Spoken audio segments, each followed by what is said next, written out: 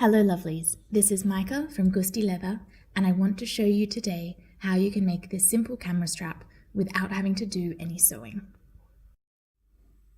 You'll need a piece of sturdy leather for the strap, a revolving punch plier, a cutter, a ruler, and a silver pen to make temporary marks on the leather.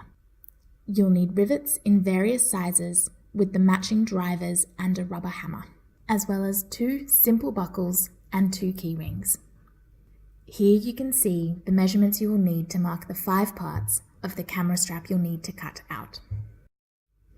I used the dimensions of the old camera strap, so I have a slightly wider shoulder piece of 67 centimeters times 4 centimeters and 4 smaller straps of 20 centimeters times 1.5 centimeters.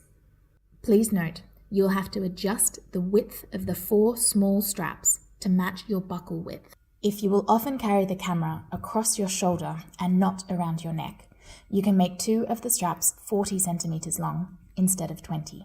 Once you have marked out the measurements, cut out the 5 parts with a cutter and a metal ruler.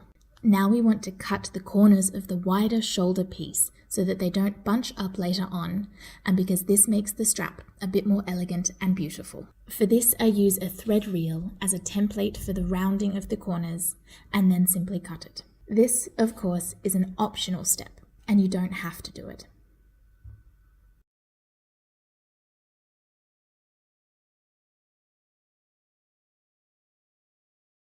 Now I put the 2 short straps on the wider shoulder piece.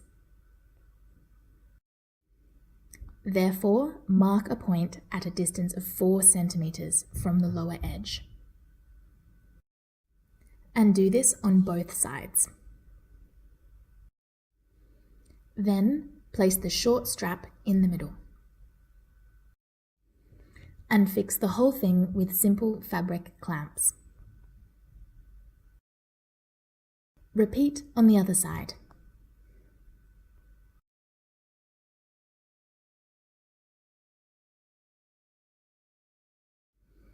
Now mark the 2 points where you want to put the 2 rivets in. I do this by eye, but you can of course also measure it exactly.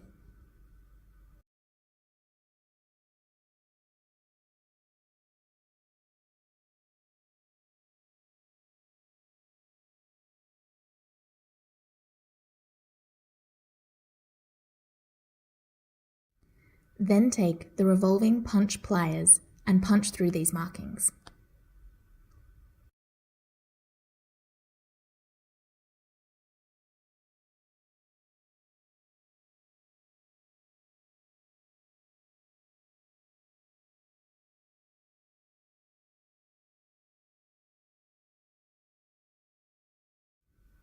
Then hammer in the 4 rivets.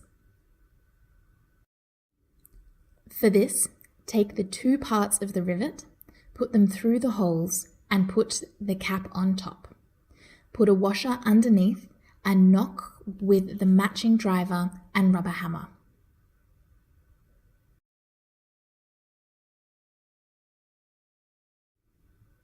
Then turn the piece onto the other side and hammer a few more times.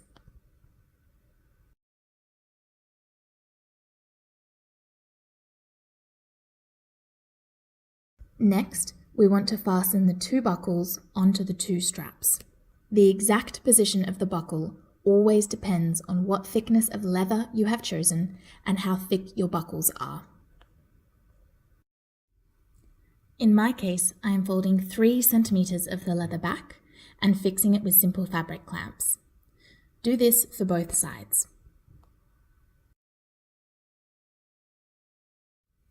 And then mark the middle here.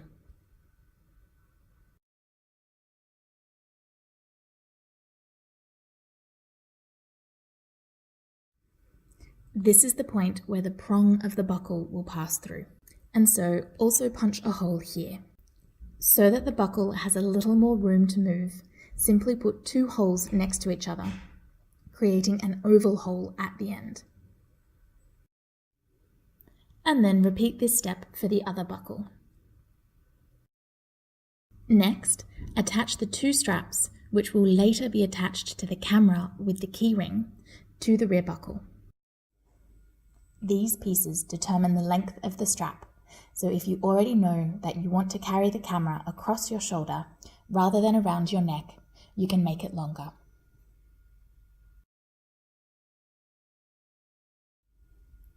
I have fixed the leather parts with a simple fabric clamp to make sure that the parts are aligned on top of each other.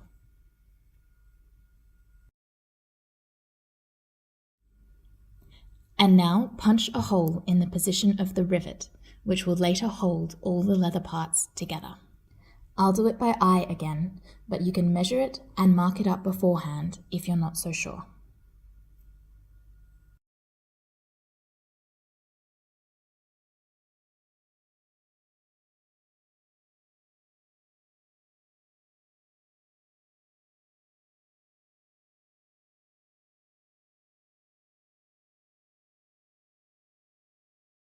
I've just put the two parts of the rivet through the hole again. Place this underneath and then drive the rivet in hard with the matching driver and rubber hammer.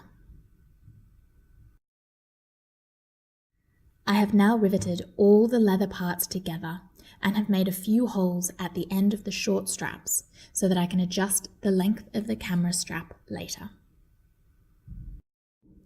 To make sure that the end doesn't hang loose, I made a small loop out of leather. Of course, you can skip this part, but this also allows for the whole thing to be a bit more stable. The width of the loop is up to you, and you just have to base the length on how thick your leather is. Both ends should overlap a bit so that you can make a hole for a small rivet. If your revolving punch pliers are too large, you can of course also place a small stitch by hand instead of a rivet to hold this loop together. So as you can see, I have now taken a small rivet, put the two parts together, and then hammered them in tightly with the driver and a rubber hammer. Now your beautiful new camera strap is ready and can be attached to your camera. I hope you had fun watching and that you made one of these beauties yourself. Thanks again for watching. Until next time.